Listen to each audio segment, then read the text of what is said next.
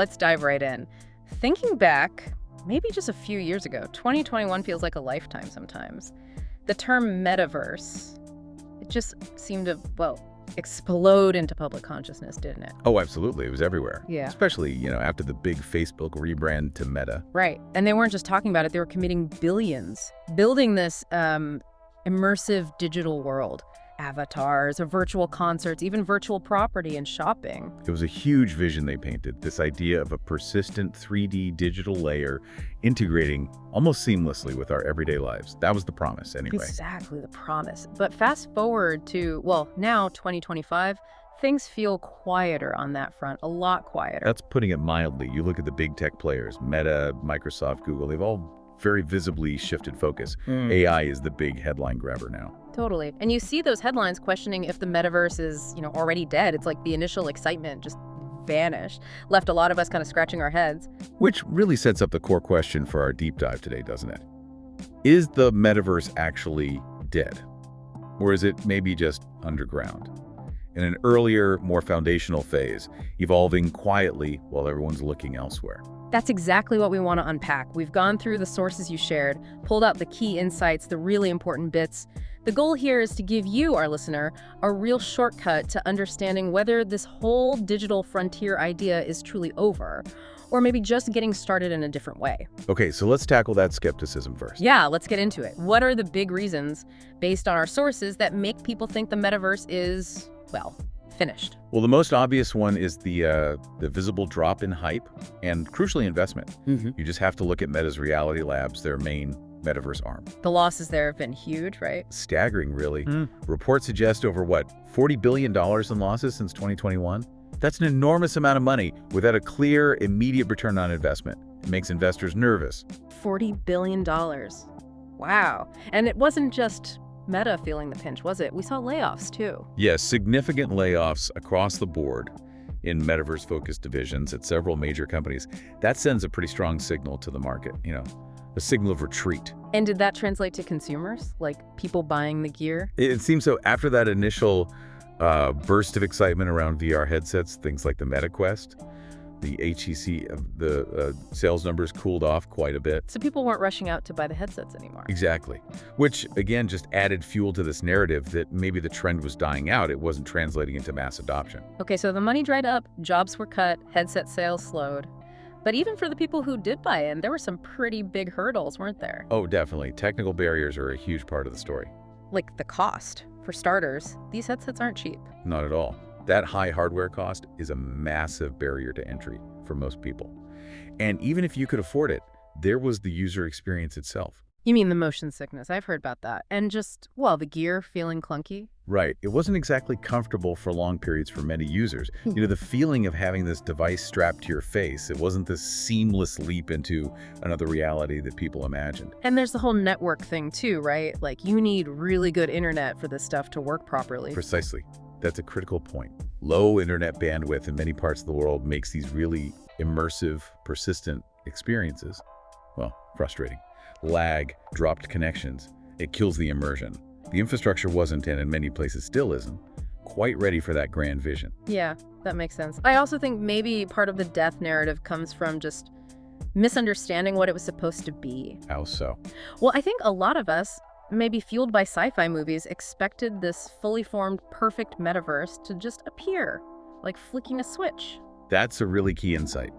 These unrealistic expectations almost inevitably lead to disappointment when the reality is, messy and iterative. Early tech is rarely perfect. So the hype outpaced the actual tech. Massively. And our sources suggest this isn't unique to the metaverse. It's almost a classic pattern in tech cycles. You get the huge vision, the initial hype, then the reality. Check the trough of disillusionment, as Gartner calls it. The trough of disillusionment. I like that. So it's not necessarily failure, just a phase. Potentially, yes. It's the phase where the quiet foundational work happens, often out of the spotlight, before the technology matures enough to really deliver on its potential. Okay, but then came AI, generative AI, ChatGPT, Gemini. it exploded onto the scene. Did that actually kill the metaverse buzz or just steal the spotlight? That's a great question. I'd lean towards overshadowed rather than killed. Yeah. AI, especially generative AI, offered something the metaverse in its current state couldn't. Which was? Demonstrable, often quite rapid progress, and crucially for investors, quicker potential returns. AI tools could be implemented, show results, fit into quarterly reports much more easily than the long-term infrastructure-heavy bet of the metaverse. So the money followed the quicker wins. Essentially, yes. AI became the hot new thing, diverting attention and, importantly, capital away from these longer horizon projects. The metaverse requires patient money, and patience seemed to run out when AI offered more immediate gratification. It sort of forced the metaverse development further underground. Okay, so we've really dug into the metaverse is dead arguments, the money issues, the tech hurdles, the AI shift. It paints a picture, but is that the whole picture? Are there strong reasons to believe it's not dead, just maybe hibernating or evolving? Absolutely. That's the other side of the coin, and it's just as important. While the public hype died down, a lot of foundational work hasn't stopped. It's just less visible. Like what, for example? Well, you've got major companies still deeply invested in building the underlying infrastructure. Think NVIDIA powering a lot of the graphics. Right. Think Epic Games with their Unreal Engine, a key tool for creating these virtual worlds. Okay, so the tools are still being built. And platforms. Even Microsoft is developing things like Microsoft Mesh. And then there's Apple. Ah, the Vision Pro. That made waves, didn't it? Even with the hefty price tag. Exactly. It's incredibly expensive, yes, and not a mass market product yet. But it represents a significant step forward in defining what high-quality mixed reality can be. It's like a very advanced prototype. A proof of concept for the future. Precisely.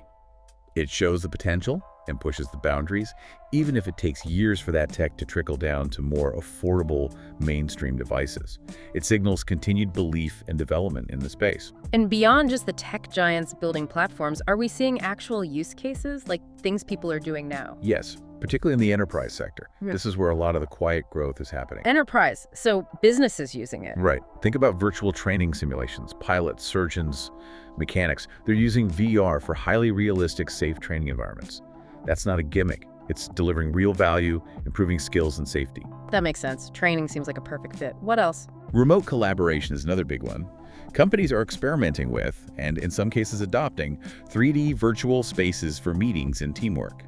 Things like Meta's Horizon Workrooms or Microsoft Mesh. So better Zoom calls, essentially. Kind of, but aiming for a more immersive sense of presence than just video grids. Yeah. And think about real estate too, using VR for virtual property tours. It's becoming more common. Okay, so practical, business-focused applications are growing. They are.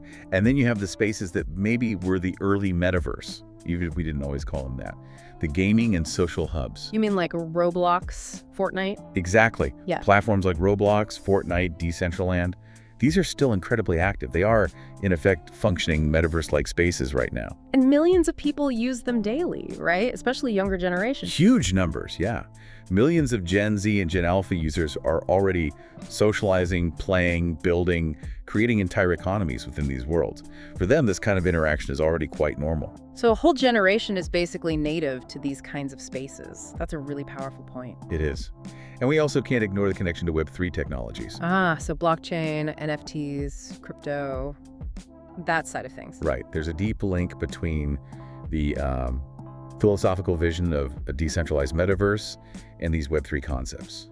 Things like true digital ownership via NFTs, virtual land, token-based economies, decentralized identity. Is that still being actively developed? That whole area felt like it had its own hype crash. It certainly did, but the development hasn't stopped. The core ideas of digital ownership and decentralized systems are still being refined and built out, often in parallel with metaverse platforms.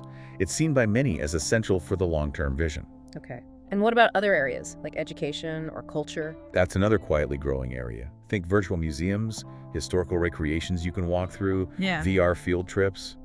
I could see that, especially maybe after the pandemic pushed remote learning. Exactly. VR-based classrooms or training modules are becoming more common. It offers ways. And now, 2025, looking towards 2030, the public feeling is probably best described as uncertain, skeptical. I think that's fair. And the reality we're seeing now is that gradual adoption, mostly in those niche areas we talked about, enterprise, specific gaming communities. not mass market yet.